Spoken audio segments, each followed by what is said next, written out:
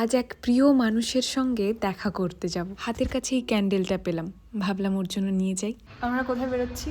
এর একজন, তার নাম ইমরোজা। অনেক দিন আগে ও ইনস্টাতে আমাদের সঙ্গে যোগাযোগ করেছিল যে দিদি একদিন যদি মিট করা যায় খুব ভালো হয়। বারুইপুর স্টেশনে চলে এসছে ইমরোজা। এই যে আমার কাছে কতটা ভাগ্যে তোমাদের এত ভালোবাসা পাচ্ছি আমি। বাবা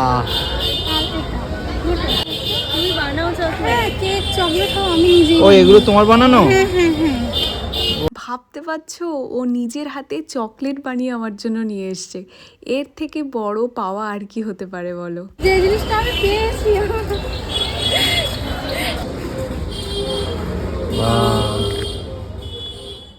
আমি দুটো গিফট পেয়ে গেছি, একটা টেস্ট না করেই পারছি না। চকলেট আমার ভীষণ ভাল লাগে। আরাকুতে গিয়ে যে আমি কত চকলেট খেয়েছি।